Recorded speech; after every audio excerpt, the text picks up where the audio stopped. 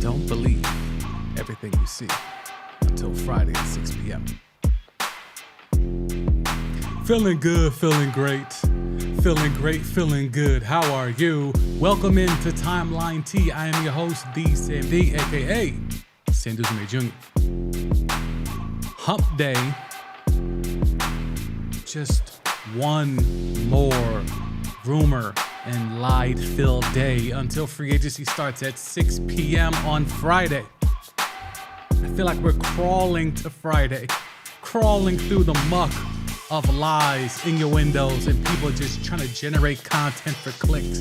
We're almost there until pen can be dotted to paper. Okay. A lot of lies to go over, a lot of innuendo. We'll chop it down. We'll chop down these fables as they come in. Who had the best NFL offseason? Came across a list. I don't necessarily like the list stuff because I know what it's trying to do. But this one, I was like, you know what? Get some NFL into the stream. You know, I know I got a large NFL audience. Let's go ahead and make sure that they could get something when they pull the timeline T. It's been a lot of NBA, so I understand. So, you know, make sure we get some NFL in there. Shake it up a little bit. LeBron to the A. But there's a stipulation. Allegedly. Humongous allegedly. But something to talk about. Oh yeah, Zion, I ain't forget. I don't think she's telling the truth, but I think she's just trying to stir the pot. Be careful who you lay with, son. All right, let's slide in. NBA free agency lies is where we shall begin now. There's a lot of Cleveland Cavalier rumors popping off right now. The Cleveland Cavaliers had a great regular season. Great. Emphasis. Great regular season. Not necessarily overachieved, but they proved to be what most people thought they were once they made the deal for Donovan Mitchell. Then they faced a Knicks team that most of us thought, well, they should be able to handle that. They're supposed to have the best player in the series, Donovan Mitchell, and we have witnessed Donovan take over series. Whether it was in the bubble with Utah or just over his history, we have seen Donovan Mitchell numerous times be the guy and lead his team to victories in playoff series that maybe it was more evenly matched than we thought. But oh, no. Knicks tape got the Cavs up out of here, and all of them to a man looked shaky in the light. Jarrett Allen admitted as much in the post game of the elimination game. The lights were too bright for Jarrett Allen. You could say the same thing about Evan Mobley, and you go on down the line. So this is a team that a lot was thought of in terms of making a deep playoff run, but they get bounced about the first round. So that has led many to speculate, well, maybe they're going to make a move. Maybe this young core with this one burgeoning superstar, we thought that was going to be enough. Maybe not in today's NBA. Today's NBA is all about duos. What is the duo in Cleveland? Darius Garland and Spider? Nah. After 1 year? Nah. Damn sure ain't Spider and Jarrett Allen. That leads us to Spider Mitchell and Evan Mobley. And while at times they played well, it was certainly a learning curve to gelling. I don't know if those two games blend as well as we thought. So what does that lead now for speculation? That leaves a lot of room for speculation, right? Donovan Mitchell still flirts with Knicks tape. It's the world's worst kept secret that he wants to be a Knick. Unfortunately, the made sure he was not going to be a Knick and sent him to Cleveland instead. So now, there's still rumors that the Cavs have a big move. Brian Windhorst just said on Monday that there's a huge amount of speculation surrounding the Cleveland Cavaliers. and that he is privy to it, and he would love to tell us about it, but he doesn't want to tease us because he's not sure if it's going to happen. But there is a lot of chess moves being set up, allegedly, with the Cleveland Cavaliers. And that has led, since Windhurst did his whole thing, and, that's now become a meme, and that's become, when Windhurst gets into this bag, you better be careful. That means something big is coming, pause. So now we have speculation overdrive, because now we got rumors of Darius Garland and or Donovan Mitchell being moved. And the speculation got so crazy that Brian Windhurst had to then go on Cleveland radio and say, despite recent rumors, the Cavs are not, make sure we got that blown up, not trading Donovan Mitchell or Darius Garland. Well then, Brian, what's the speculation? What's the tea? What's the stuff that you went crazy and was making people bring back the meme? You had people going wild, speculating crazy because you said, I wish I could tell you, but I can't. So if it doesn't involve Donovan Mitchell, if it doesn't involve Darius Garland, then what's the huge speculation that you claim you got in the tuck from people you know in the Cleveland Cavalier organization? What's the tea then, Brian? Or are you just doing it for clicks? Did you do what you were intended to do, which is to cause a stir online, because we're crawling our way to Friday at 6 p.m. when there could be some actual transactions being made? Is that what happened, Brian? Because if you're telling me that the Cavs are on the verge of potentially doing something big and major in terms of a transaction, and it doesn't involve Spider Mitchell or Darius Garland, then the only thing that leads me to believe now is more speculation about maybe Evan Mobley. Because you can't tell me Windhurst is in this mode for no damn Jared Allen transaction. So if you're telling me it's not Spider, you're telling me it's not Darius Garland, then I'm one to believe it has to be Evan Mobley. But that's of course, it's assuming you're telling the truth in the first place. And this is why I try to, whether it's through my podcast, the These Indie Podcast, link for that is in the description, whether it's through my social media accounts, whether it's in the group chats, or just say, hey, be careful just, putting every single rumor you hear out there. Because there's a lot of stuff just being thrown around. Because this is content. This is the content dry season. It's going to get worse after NBA free agency. Okay, once that dust is settled and we're stuck with baseball for about 6 weeks, it's going to be a struggle out here. Okay? So right now, it's all about getting to Friday, 6 p.m. Eastern. 6 p.m. Eastern, that's the goal. So we're going to say whatever we got to say. We're going to pull up whatever we can from, little slivers of text conversations, DM conversations, just to create content, create engagement to get us to Friday at 6 p.m. Eastern. Because at that point, it's all about, who's signing who? We're just trying to get there. Who's going to sign who? Is Portland going to give Dame some help? Are the Warriors actually just done with just bringing in a 38-year-old point fraud? How are the Lakers going to retool? How are the Suns going to build a depth that is so non-existent at this very moment after trading for Brad Beal? Is Miami actually going to move Tyler Hero or Bam Adebayo to bring help for Jimmy? There's a lot of transactions that we're waiting for, but we have to get to Friday. And unfortunately, to get to Friday, we have to get through days like today, where things are slow. There's not a lot of actual tea. It's just a lot of lies. Let's get these lies off. Because let's see, we can find the Windhurst John from the other day when he was saying, there's something going on in Cleveland, and it was like, oh, and then nothing happened. Let's see. Here we go. There it is. I have some speculation. There's a couple of outlandish stuff that I'm not going to say right now because I'd get in trouble.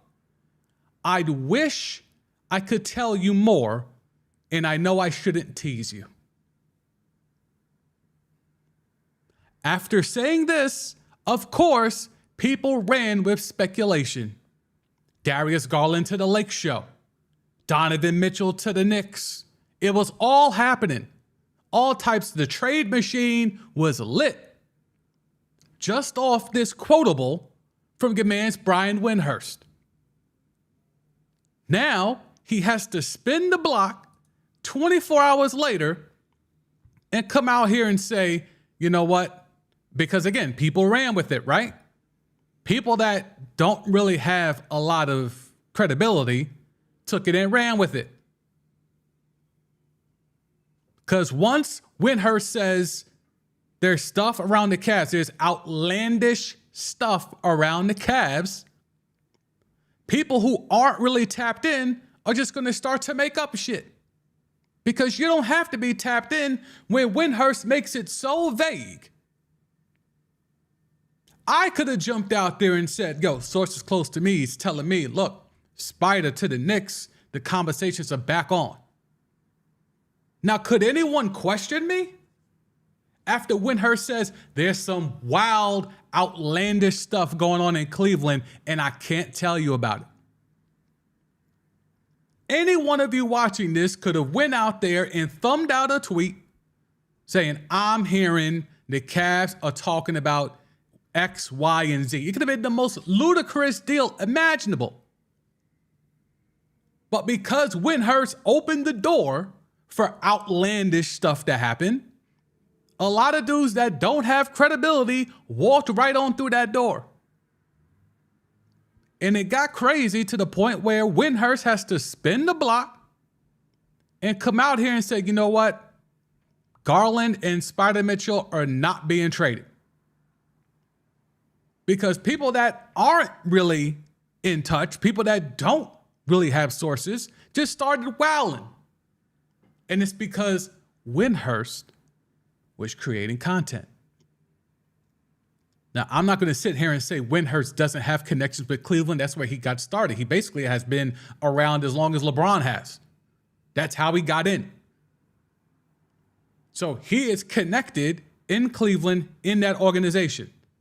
Hard stop. However, to come out here and say there's outlandish stuff, I wish I could tell you, but I can't. I know I'm teasing you. Bruh, what do you think is going to happen once you do that? And it's going to get aggregated, which it did. And it's going to allow people that aren't really tapped in to act like they're tapped in, which it did. It is lying season. Be very careful of the tweets that you see out here until 6 p.m. Eastern on Friday. There are people that are just trying to get their name out there. There are people that are just trying to create content, create engagement to keep conversations going. Because the last thing you want, especially as we head into a free agency period that, let's be clear, doesn't really have like elite top tier championship making players. Like, yes, the Beard is still a name. Kyrie is still a name. But those two guys at this point in their careers, let's go ahead and keep it a buck. They're both second options. That ain't going to do it. To win no Larry O.B., that ain't going to do it. So this free agent class is not the greatest. So we need to drum up interest and drum up trade machine speculations to get us to Friday at 6 p.m. Then the transaction could take over. So that's the first lie, in my opinion. Let's move on. teams that have made calls for Pascal Siakam. Now, Masai Ujiri is trying to steal off. Let's be clear. He's got Pascal Siakam, he's got OG Anunoby, and he's trying to steal off. Can he steal off with what he has? I'm saying no, but look at the teams that he has allegedly, or teams that have made calls. So excuse me, this is the reverse. Teams that have made calls for Pascal Siakam. Now, that doesn't mean that these calls are ongoing. This could mean past tense. But there's no speculation of that, right? There's no clarification of that, right? This could be from draft night. This could be from the draft lottery.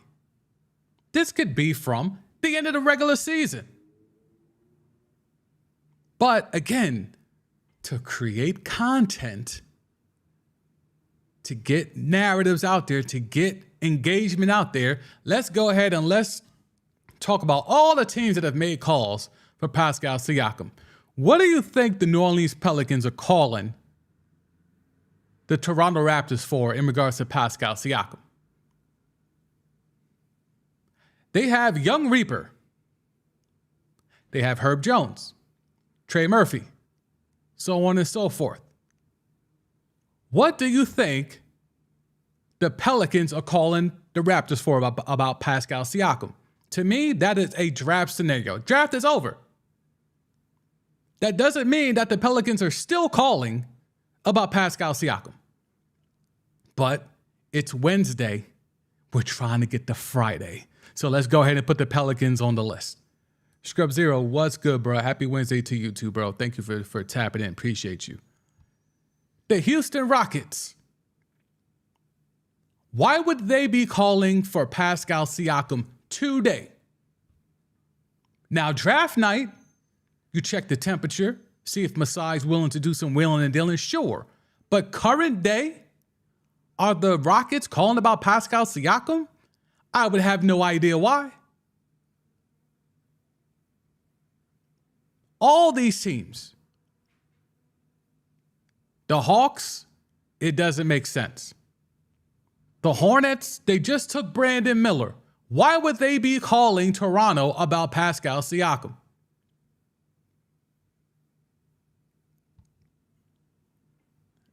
And this is just where the lies continue on.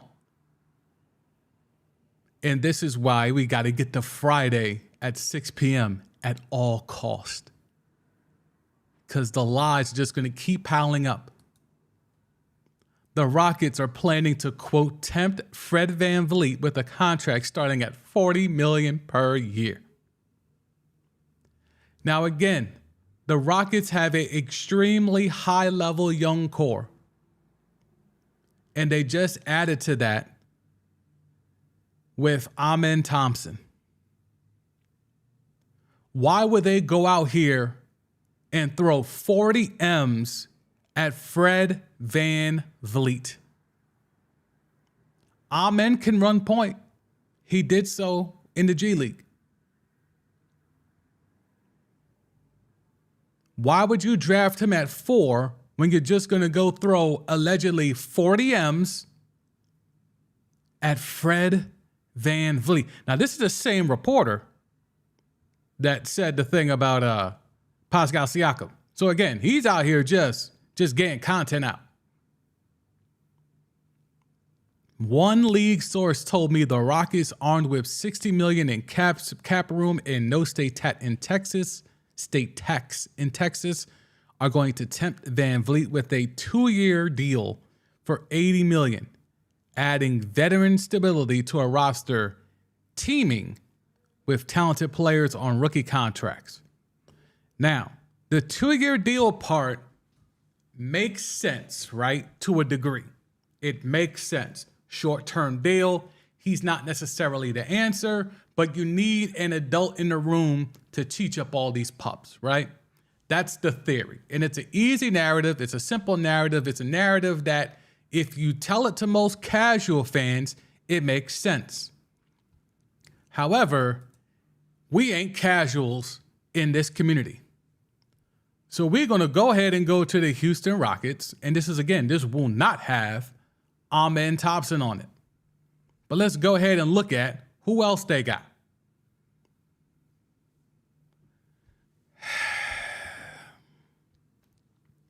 You're looking at Kevin Porter Jr. Now, he is an enigma. He is very polarizing. You're either very high on Kevin Porter Jr. or you're very low on Kevin Porter Jr. To be quite honest, I'm neither. I'm still mixed reviews, and it's going into year 4, and that's why they took Amen Thompson with the 4th pick, because it's like, nope. If we haven't figured it out by year 4, going into year 4, he ain't it. Jalen Green, he likes to handle the rock as well. He's a guy that you could potentially use as a stopgap, but again, you have Amen Thompson. You got Jabari Smith Jr. from last year, Kenyon Martin from a few years ago. It's a lot of youngins. Seguin, right? Seguin on this roster. He's a piece that they're looking into. Jayshawn Tate is okay. You know, there are some adults in the room. Frank the Tank Kaminsky. You got your man's Boban.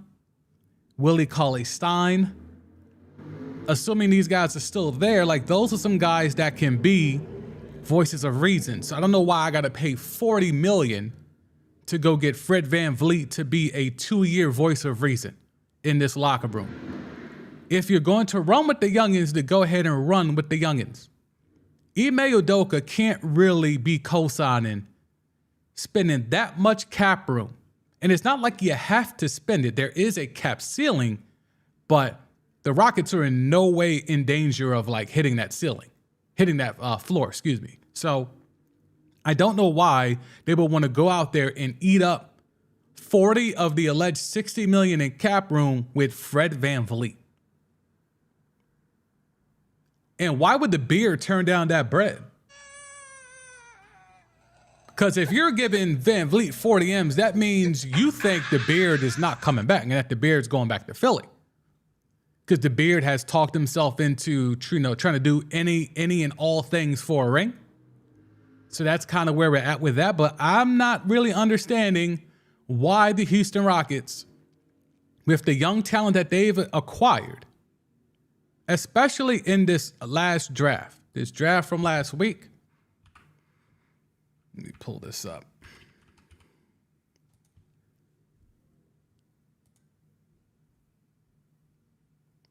Amen. And who was the second pick? Yeah, and Cam Whitmore as well. So, yeah, that's what I'm about to say. Like, didn't they get Cam? Yeah, so they got Cam. So, Amen Thompson and Cam Whitmore. Why would the Houston Rockets go out here and throw $40 million at Fred VanVleet? I would love someone to explain this to me.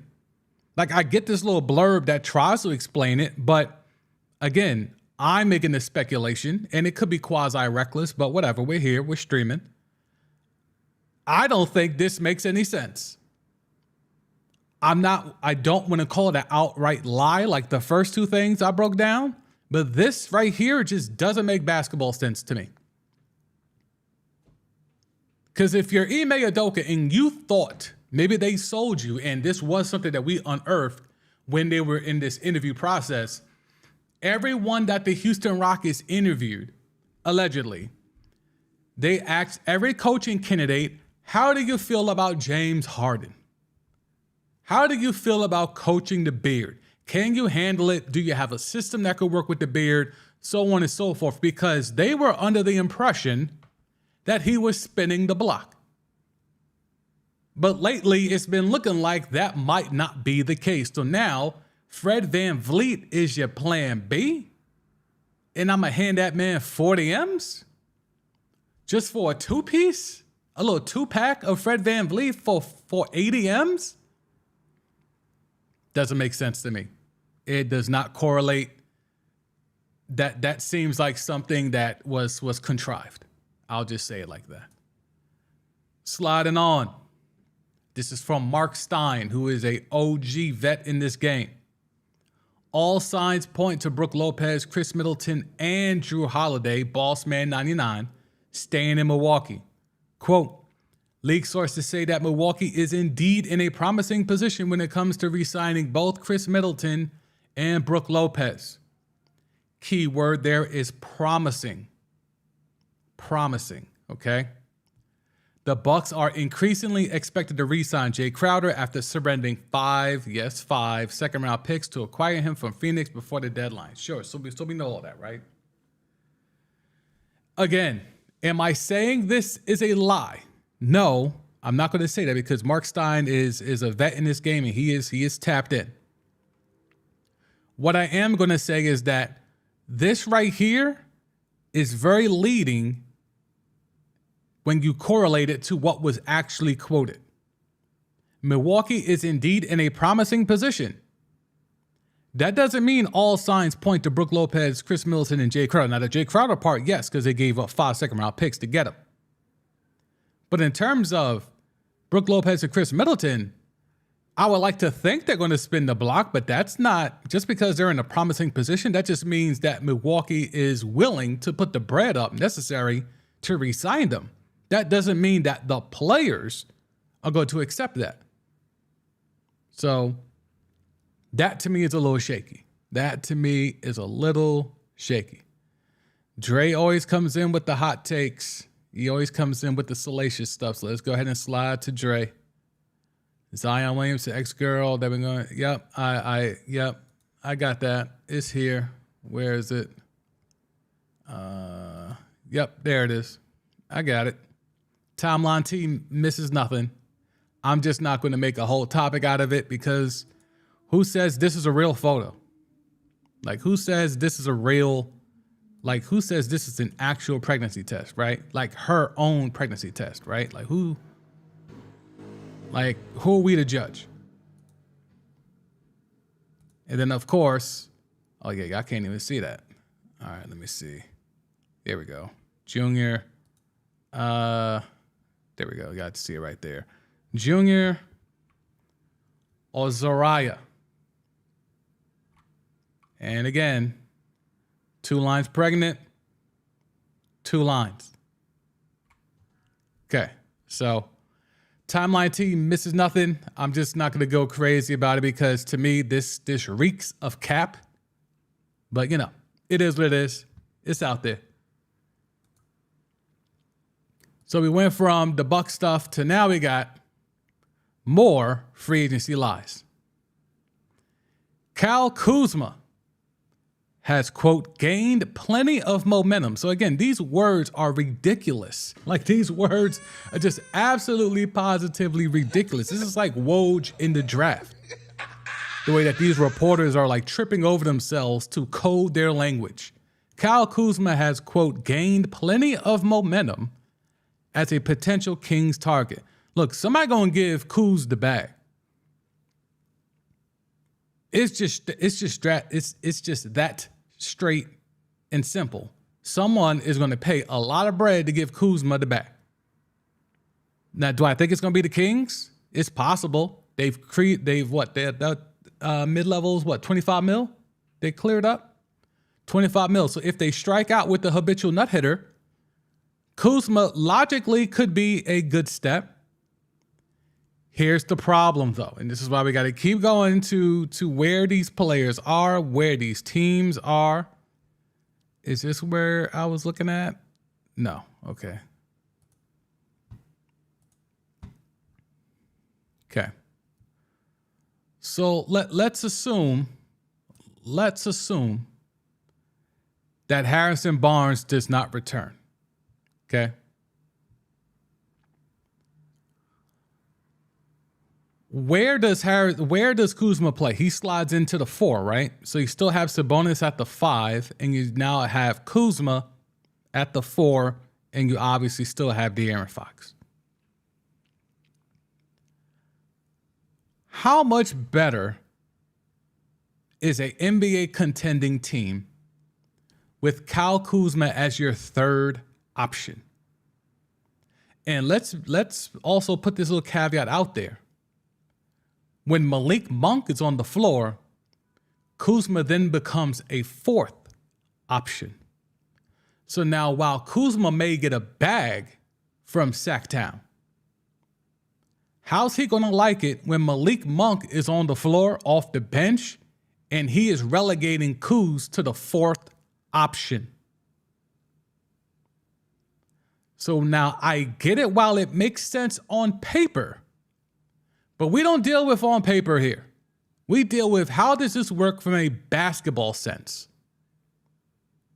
And I'm telling you, even if Harrison Barnes leaves and doesn't come back and that opens up a spot for Kuz and he takes it, he's the third option in the starters. But when Malik Monk is on the floor, and who knows, they might try to elevate him to be a starter.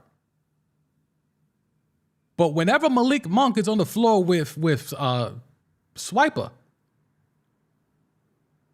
bruh, with Sabonis, he's the fourth option.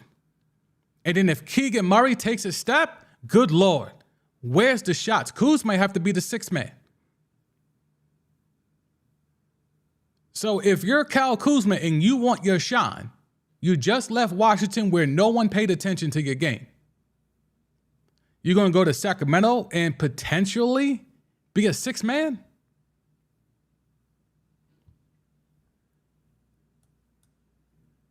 Dre.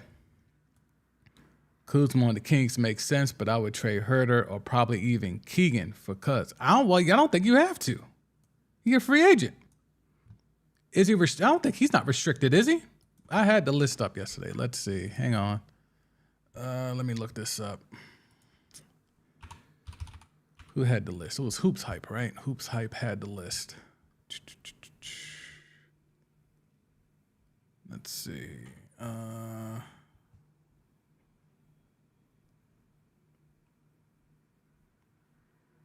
Yeah, Kuzma's not restricted. He's an unrestricted free agent. They don't need to do no sign and trade. They don't need to do no sign and trade.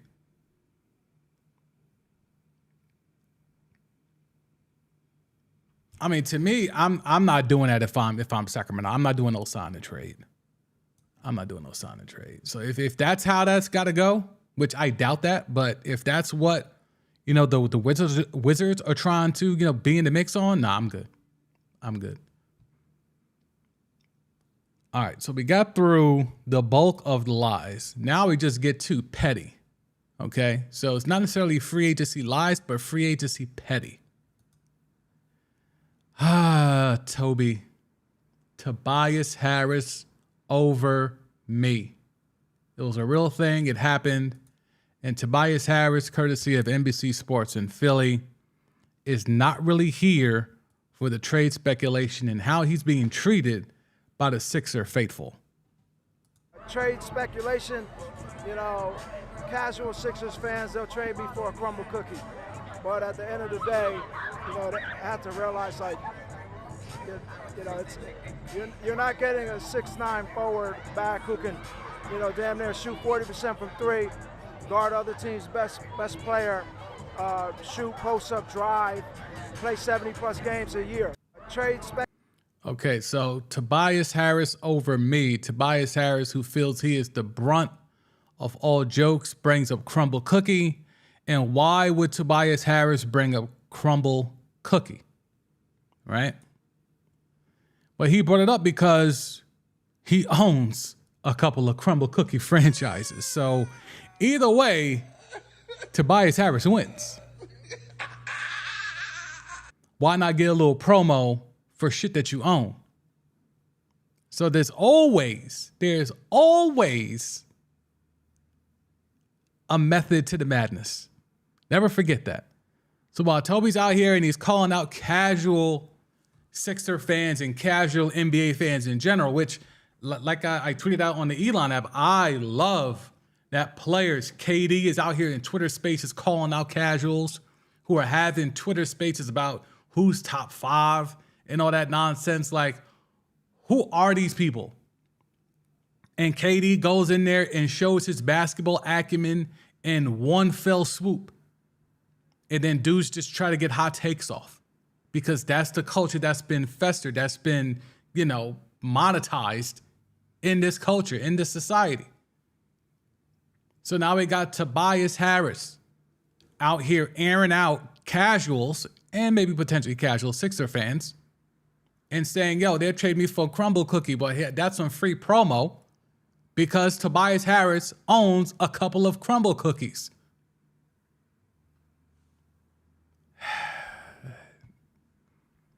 There's always a method to the madness. DTA, don't trust anybody. AB in the house, what's good, AB? Bro, you just missed a lot of lies. I wish I don't have the energy to run them all down in a row like I just did. But you could definitely scroll back. But put it like this, right? Don't believe anything, including don't believe Mariah Mills. She's out here. She's gonna call the baby Zariah, Junior or Zariah. Okay, the lies start there, right? Then we slide over to all the Cavalier stuff. All the alleged Cavalier talk about what is or isn't possible with the Cavaliers. That goes contrary to what Brian Windhurst told us 2 days ago. And so on and so on. We got teams calling about Pascal Siakam. I'm calling cap. So I'm calling cap on Mariah in the pregnancy test. I'm calling cap on all the Cavs stuff. I'm calling cap on teams still calling for Pascal Siakam. Calling cap on the Rockets actually willing to put out 40 M's per year for no damn Fred VanVleet. I'm calling cap on Milwaukee in a promising position to be able to re-sign Brook Lopez and Chris Middleton for the low. I'm calling cap on Kuzma, quote, gained plenty of momentum as a potential Kings target. Like, it's just, bro, we just need to get to Friday, 6 p.m. Eastern. We just need to get there. By hook or by crook, we just need to get to Friday, 6 p.m. Eastern time so we can have all the lies just stop. And we can actually talk about motherfuckers actually signing. Like, it's really just, that's where we're at now. Like, it's like, yo, I'm tired of hearing speculation. Y'all notice I ain't say old boy in Rip City name, right? Old boy in the PDX. I'm not saying his name today. I'm not saying it. I've said his name enough over the last 2.5, 3 weeks.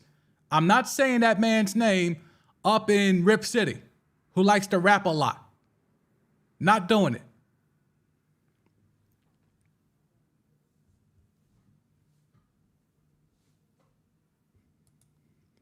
Scrub Zero, dang DTA kids. I disagree with that though. Yo, bro, it's especially this time of year, like that's where I think, you know, real talk, that's kind of where I think my lane is in this whole content game. It's kind of like you got your hot takers, people that, you know, get millions off of yelling into microphones.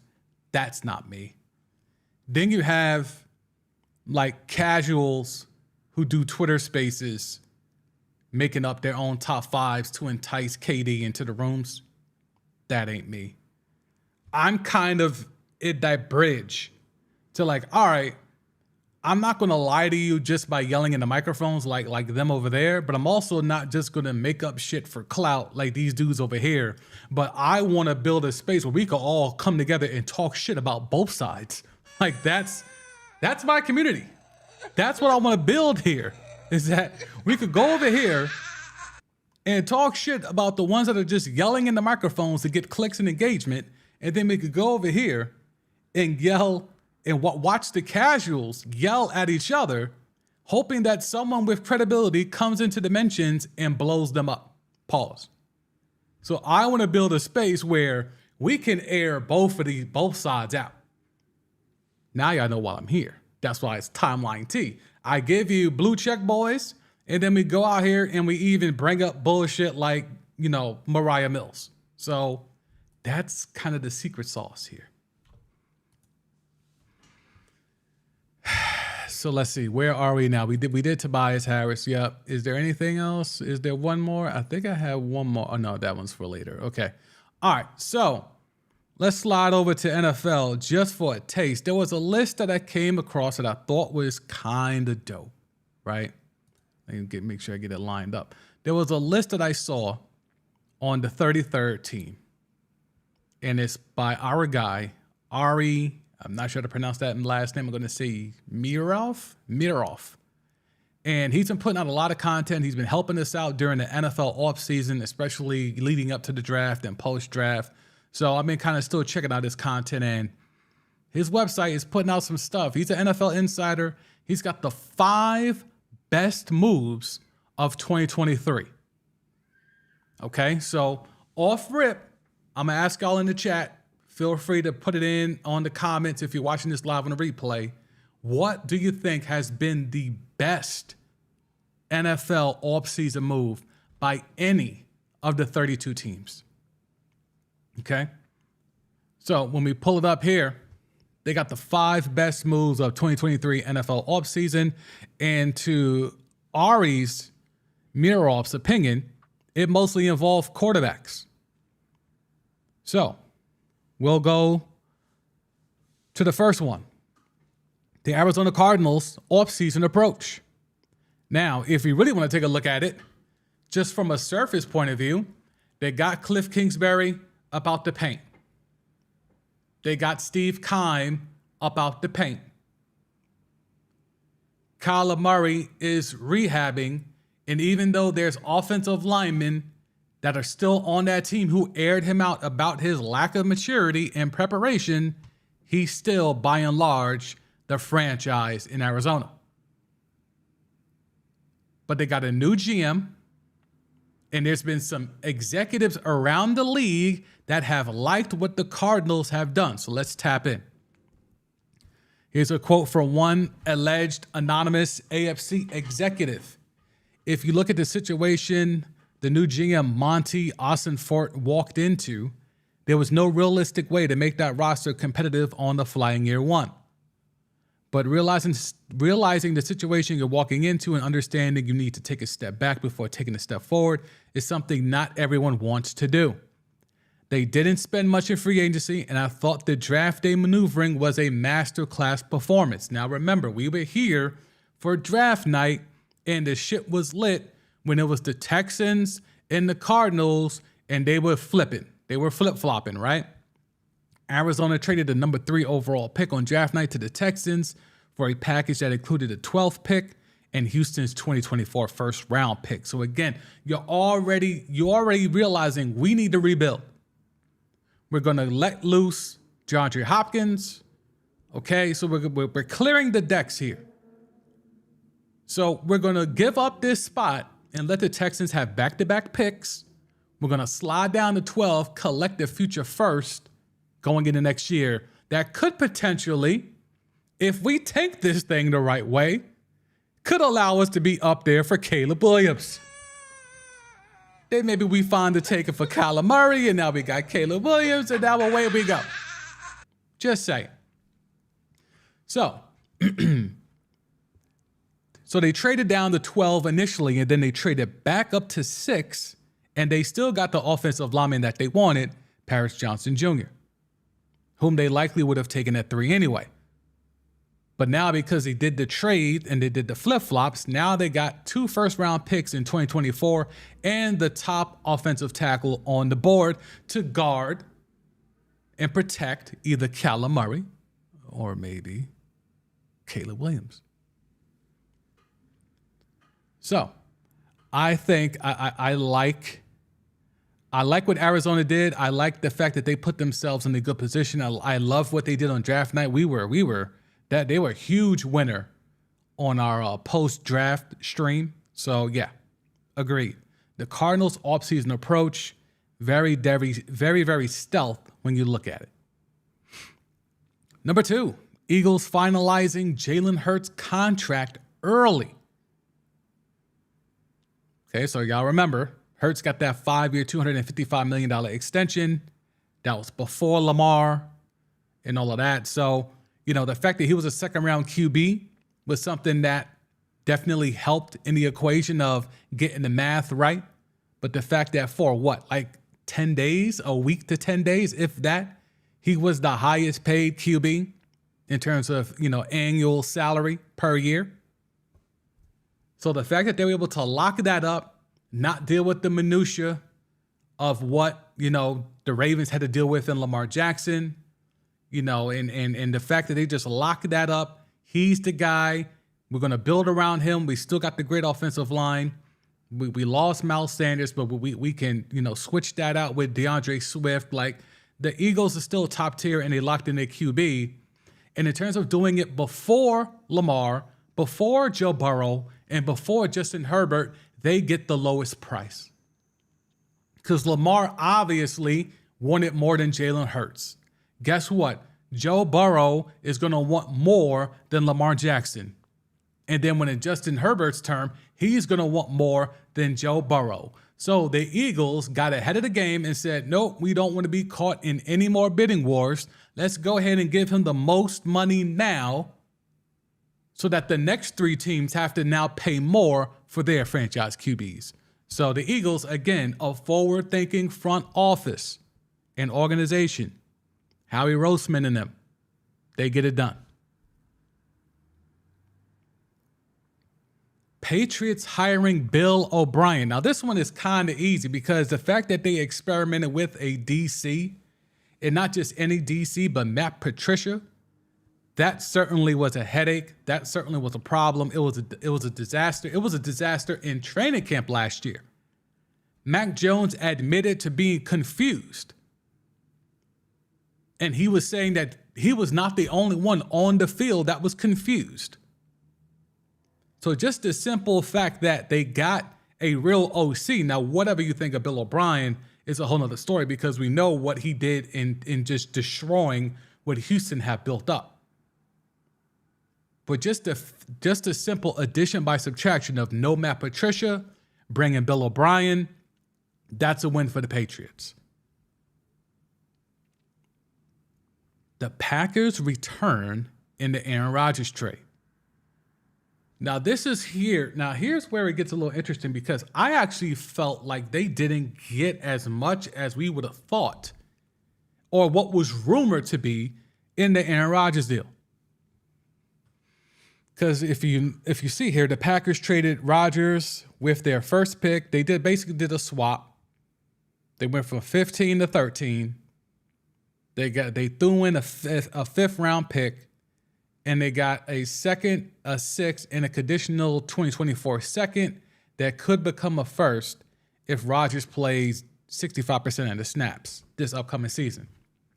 So, in essence, if you want to play it to the most positive of scenarios, the Packers got a pick swap, so they moved up 2 slots. They got a second. Now remember, the Jets had 2 seconds. We were told the Packers were going to get both. They only ended up getting 1. A 6th round pick and a potential future first round pick. So a first round pick swap, a second round pick, a 6th round pick, and a future first or second next year. I mean, for arguably a top 5 high-level elite quarterback, I don't know if that's enough, but according to an NFC executive, the Jets got an elite level quarterback who gives them a real shot. So I totally understand the move, and I believe they're going to be really competitive in the AFC with a rejuvenated Rodgers. I do think Green Bay did a great job of maximizing the return in a situation where they knew for months Aaron wouldn't be back. And he had a say in where he wanted to go, which could sometimes make things difficult. So, okay. I mean,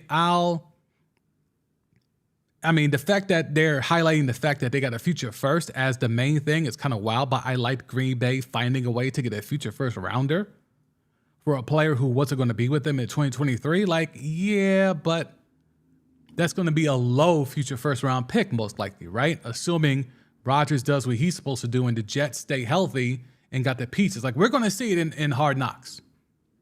The Jets are being forced on Hard Knocks. You know, Robert Saleh doesn't want the cameras in there. And, I mean, that to me is some weak sauce shit, to be quite honest with y'all. Like, Dominique Foxworth was on ESPN saying similar things today. Like, it's ridiculous how these coaches act like some cameras being around is going to bother them. There's cameras around by their own social media teams. All these teams employ social media teams. So there's a whole bunch of cameras around. And let's be clear, what we see in Hard Knocks is heavily edited. heavily. It's not like we're getting the raw, uncut, streaming it 24/7 like it's Big Brother or some shit. This is a heavily edited show. Now, I want to know who's going to do the in-season Hard Knocks. That to me is the one. That to me, in-season Hard Knocks greater than preseason Hard Knocks. That's the shit I want to see. Because last year we got to see the Cardinals self-destruct in front of our very eyes week by week. The year before that, we saw the Colts implode down the stretch and trick off that game against Jacksonville, the last game of the season, where they had to win and get in. And they tricked it off, and we got to see that reaction. So to me, that's the more important Hard Knocks now. The preseason one is all fluff and fanfare. It gets you excited for the regular season, cool. But that in-season one, that's the one.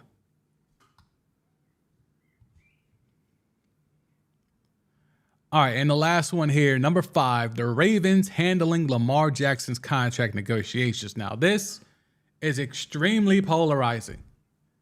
I've been on one side of the fence the entire time.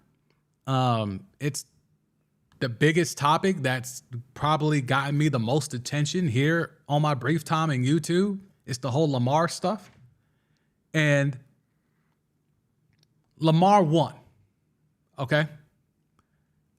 And, he got a 5-year, $260 million contract.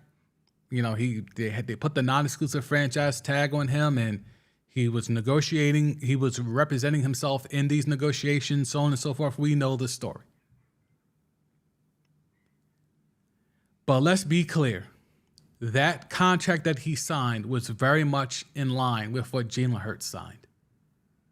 And with what he already has on his resume, which is significantly better than, Jalen Hurts or even Kyler Murray before him, who signed a similar deal with a similar structure. He had a chance, to me, to slide over to that Deshaun Watson territory, to slide over to that Kirk Cousins territory and get fully guaranteed money. Now, I'm not saying he did not ask for that. Now, his team kept saying he didn't ask for that. His team kept saying he's not asking for fully guaranteed money. He just wants more guaranteed money than Deshaun Watson. Huh? If a team's going to give you that kind of money, then it's going to have to be fully guaranteed. So even though you're not saying the words fully guaranteed, you kind of are. But it's okay. It's okay. We persevered. I made some enemies out here in these YouTube streets. It was hilarious. People were coming into the chats, bombs away, trying to I had to ban people in the chat. It was getting kind of wild. But ultimately, Lamar got his money. He held them hostage, in my opinion, because he got them to finally surround him with help. And now we're going to see what Lamar looks like when he has weapons. And that's all I've been yelling from the mountaintops about ever since he came into the league. But according to an AFC executive, they played out every possible scenario and looked at every team's cap sheets to see the dynamics and if another team could realistically pry him away. Even when the trade request was made public by Jackson, they still held firm and said all the right things in the media to make sure they would still have proper communication. So people are giving the DaCosta and them props. I'm not. I mean, it's a win for them. It's always a win for management when you sign the deal that they want you to sign. It's always a win for management. But it's also a win for Lamar because there were people that said he did not even deserve this deal. There were people that were out here, critiquing whether he was even good enough to acquire this type of contract. So it's a win. It's a win-win for different reasons, but it's a win-win. I'll hit the chat. Scrubs here, we're giving us his list. Eagles signing Hurts. Eagles first round picks. Yep. Jordan Davis. And who's the other kid from Georgia? Forgot the other kid from Georgia. Was it Nolan Smith? And then they went out and got fucking DeAndre Swift. Like, come on, man. Just the fucking Eagles, man. Cardinals front office changes, Bears free agency and draft. Okay. I ain't gonna hold you. As a former Bears fan, I always have a little bit of a spot somewhere deep back in the crevices of my soul, pause, for the Bears. I love the DJ Moore move. The fact that we were here live when it happened was dope because it was like the last little remnants of fandom that I had. Like, oh shit, the Bears actually did something that I like. Like, it was like amazing because that so rarely happened. But pairing him with Justin Fields is going to be magical. Chase Claypool seems to be more active on runways in Paris than on the field in training camps. That could be a problem, especially giving up a second-round pick in a very wide receiver deep draft. That Chase Claypool, it has to work because you burned a second-round pick for a dude that looks the part on paper and in person, but on the field, so far, not so much.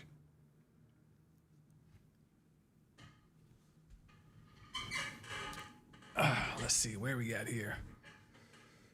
Oh, wow, almost an hour in. Damn, the lies really took up a lot of time. All right, let's see where we at here. Let me come off the screen here. Let me see. Do we want to go to ATL? ATL Shardy? I think we want to go to ATL. All right, so let me get this. Yeah, that's not going to show full size. Okay. All right. So LeBron did a thing. Now remember, we're just trying to get to July. We're just trying to get to Friday at 6 p.m. We're just trying. We're just crawling on our hands and knees. Our elbows are scraped up. We're just crawling to the finish to get to Friday at 6 p.m. Eastern. So now we have LeBron. I guess there was ESPN did a mock draft for 2024 and has Bronny going 17 to the Hawks. And I know it's cut off here at the bottom. Let me see. Can I move this up without going? Okay, let's see. All right, there we go. Well, ATL Shawty, the James gang will be pulling up. Okay. And don't sleep over here. Y'all see it. Trae Young tweeted, talk soon. I could have put this in the live segment. I mean, this right here is the biggest. As usual, LeBron has to come with the whopper of all lies and just lie his ass off about coming to the Atlanta Hawks if Bronny goes there. Now, again, contract is up, right?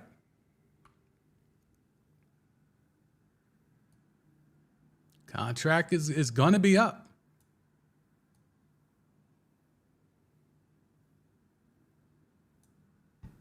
But your man's LeBron.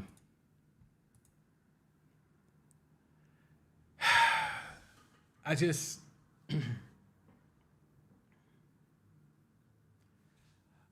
want Friday at 6 o'clock to get here so bad. I just want Friday, 6 p.m. Eastern to get here so bad. So this is not what we're being made privy to every single day. Like, let's play the bullshit out. Let's say Bronny even gets drafted by the Hawks, right? Again, he plays Trae Young's position. So while Trae Young is out here saying, talk soon, bruh, you might be going to the Lake Show. You might be traded to the Lake Show for Bron to get there to hoop with Bronny. Anyway, I just need Friday to get here, please. Just need Friday to get here. Let's do a quick scroll.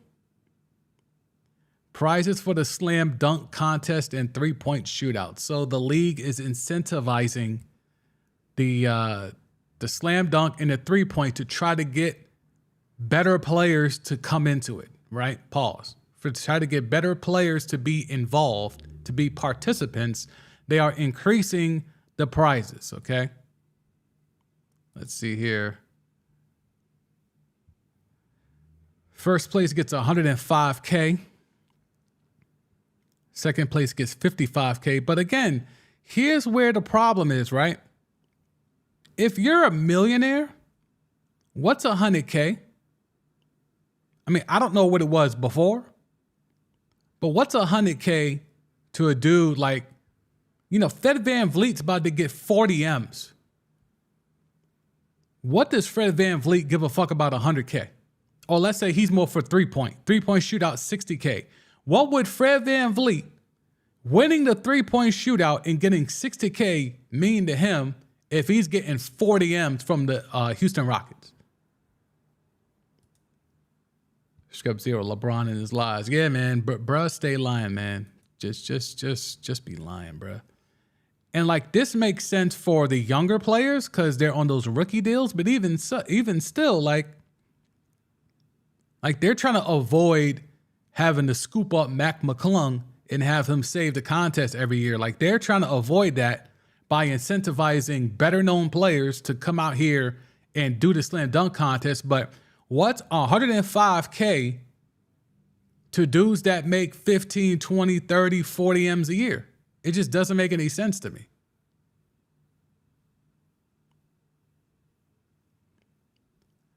Okay. Blazers are expected to let Cam Reddish enter unrestricted free agency. All right, somebody go get Cam Reddish and let him go be the starter he was supposed to be. This is great. This is great. I thought Portland would actually have the wherewithal to like use him. But I hope this is true. Somebody should go let Cam cook.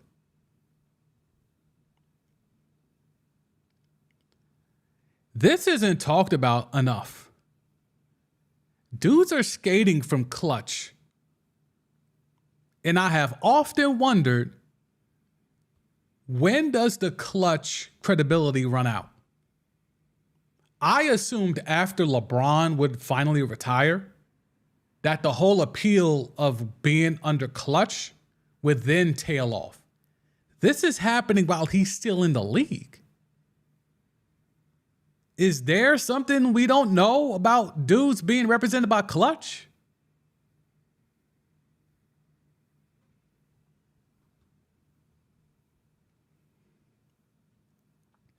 Again, dogs. Look at this. Kyrie Irving intends to take free agent meetings with other teams. Can we get to Friday, 6 p.m.? What the fuck is this? Oh, shit. Intends to take free agent meetings with other... This is fucking news. Bruh. I just can't, man. I just can't do it sometimes, man. Like, sometimes I can just push through and try to make something out of nothing. Sometimes I just gotta say, yo, bro, this is absolutely nothing, bro. Like, what the fuck are we doing?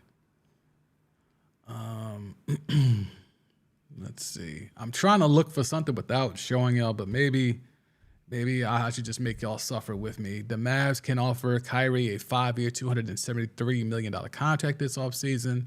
That's a max if you can't do the math. Big Vic measured in at 7'3.5". No shoes. 7'3.5". If that's the case, then David Robinson was never a footer. In that picture we saw the other day, David Robinson was never a footer because that's not 3.5 inches, pause. Like, this man is way taller than the Admiral David Robinson. And both were wearing Air Force Ones. They were both wearing Forces. Scrub Zero, it's only going to get worse until 6 p.m. Friday. Bruh, I am hoping not, bruh. I am hoping, bruh. Knicks tape. The Knicks are believed to be targeting Bruce Brown Jr. in free agency if they don't land Dante DiVincenzo. Bruh, what a sentence. What an actual sentence. Imagine being Bruce Brown. You just won a whole ass chip to where you were a key member of the team. Legitimate minutes. Killed the Heat in what was that, game 5? Killed the Heat. Took over in the fourth quarter. And I'm the plan B to Dante DiVincenzo? Like, what? Just because I ain't go to fucking Villanova? Silly shit. Silly shit. And there you go. The Knicks are targeting Dante DiVincenzo to pair with 2 other Villanova alums. It's some nasty shit, man. Nepotism. Yeah, there's not that much more, bro. It's silly out here. Bronny. Yeah. All right. Yeah, but we're not really seeing much else. Might be that time, y'all. Let's see. I will peruse the timeline one more again. Let me see. What's Dove up to? Let's see what Dove is up to. See if Dove has anything. I'll hit the chat real quick. Scrub Zero. This is the best we could do on the Wednesday Blue Check Bus. Yo, bruh. Y'all don't know. I be trying to research, my ass off, bro, trying to get these tabs. I'm like, all right, let me find like some real information. Like, let me take with what I know with the people I'm talking to and I'm around. And all right, let me find similar information like that on the timeline. And bro, it just be a struggle. So that's why I said today, all right, I'm just going to lead with all the lies. Let's just lead with all the lies and let's dissect every lie. And that was the first part of the stream. Just breaking down these lies, dog, chopping these fables.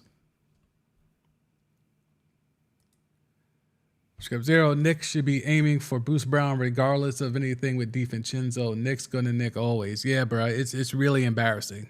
It's really embarrassing. Travis Kelce wants money. He says he's underpaid, expresses desire for a higher salary to his agents. I don't really see that being anything, but let's see. Travis Kelce to his agents. Anytime I talk about wanting more money, they're just like, why don't you go to the Chiefs and ask them? Okay, that's a little weird. Then what's your job? Why am I giving you 10% or whatever, 5%, 3%, if I got to do all the work? My managers and agents love to tell me how underpaid I am. Holy shit. That's what's worse. And here's something, the Chiefs better be careful. Because we got the Chiefs owner who was out here saying that Patrick Mahomes will forever be underpaid. And now we got Travis Kelce's managers and agents telling him how underpaid he is. So what's worse? The people you're paying 3 to 5% to go get you appropriate money, telling you you're underpaid, or the man that's signing your checks telling you you're underpaid? I can't figure it out. This is horrible.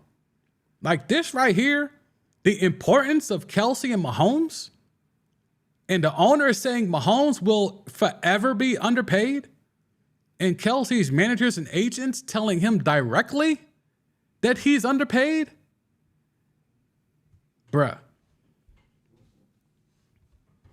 You see him bringing up Tyreek Hill here. When I saw Tyreek go and get $30 million a year, in the back of my mind, I was like, man, that's 2 to 3 times what I'm making right now. I'm like, the free market looks like fun until you go somewhere and you don't win. I love winning. I love the situation that I'm in. So he is prioritizing winning over getting fair market value. Couldn't be me. Couldn't be me. It would absolutely, positively not be me. Like, I could understand if it's a small difference. Like let's put it into normal people terms, right? If you could make, I'll say 90K, and it's a job that you're good at, but you don't like where it is, but it's 90K. Or you can stay where you're at and make 60K, but you get a lot of accolades and you're well received by the company and you're treated well and you're valued, but you're not valued in salary. Where you going?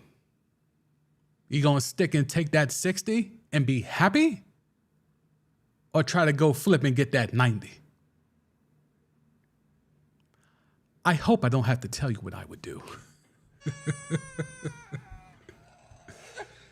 Oh, man. So, let's see what else Dove got. I don't care about the weed shit.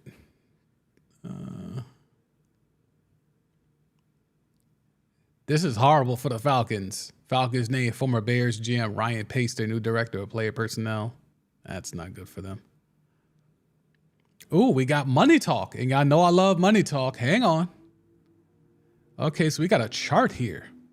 Travis Kelce should be making wide receiver level money given his production.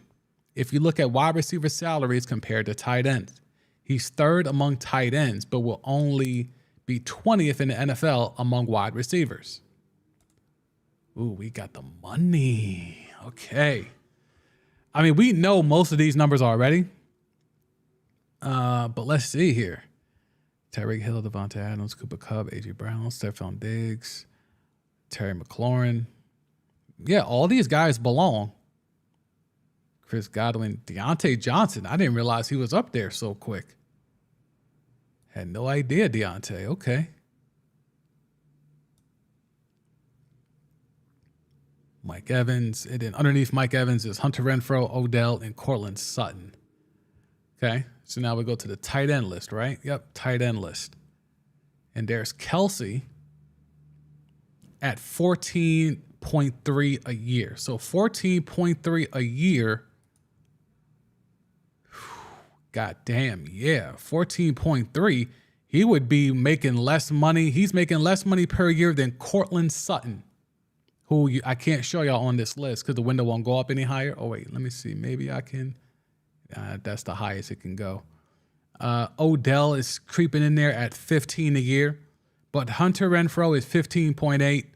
Odell is 15, and Cortland Sutton is 15, and Kelce is making 14.3.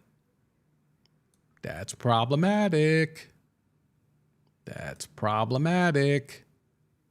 The money is funny.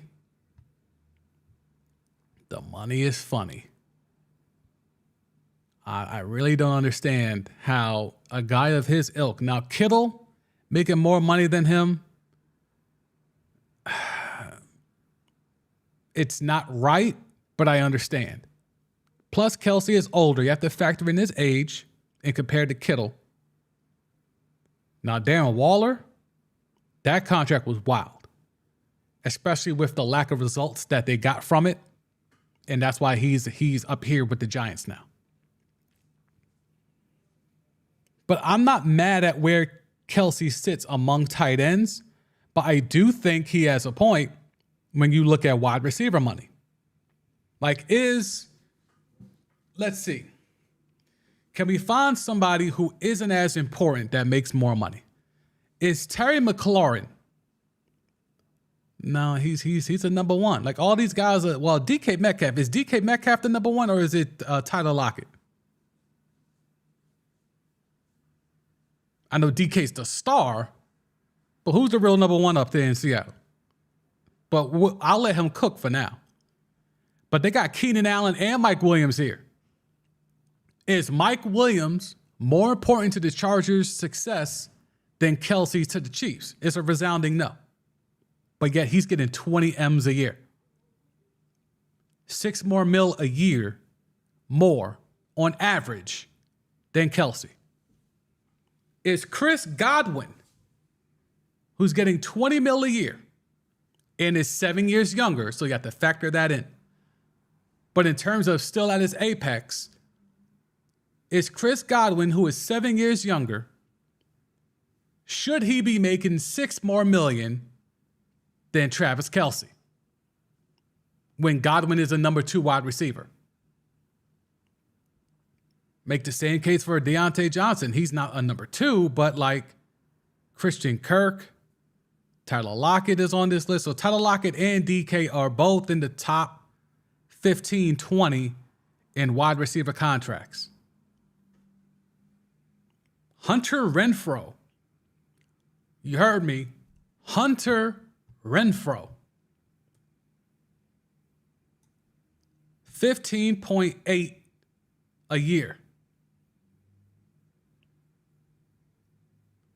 We might have to have that money conversation when it comes to Travis Kelce. I may have to do a deep dive on this, but yeah. Let me get my shit lined up on that one, because y'all know how I do when it comes to this money talk. Scrub Zero. Now I got to get that bread. For a 5K difference, I wouldn't move locations, but 30K, deuces old company. Facts, though. That's facts. That's facts. Kelce out here, and yes, you get the acclaim of winning Super Bowls. You get to go to the White House. You get to collect rings, and there's, a certain cachet that comes with being a multi-time Super Bowl champion. You're already a Hall of Famer. So all of that stuff is cool. But why wouldn't you go test your market value?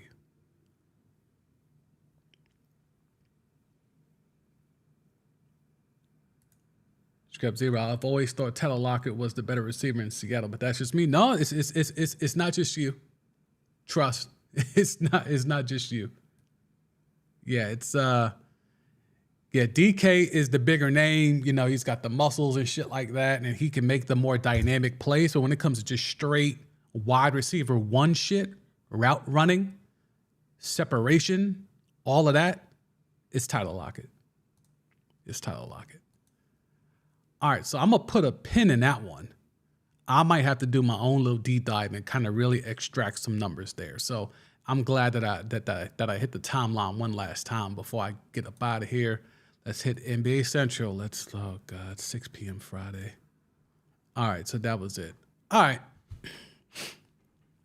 Scrub Zero MVP in the chat today. Appreciate you for pulling up and staying locked in.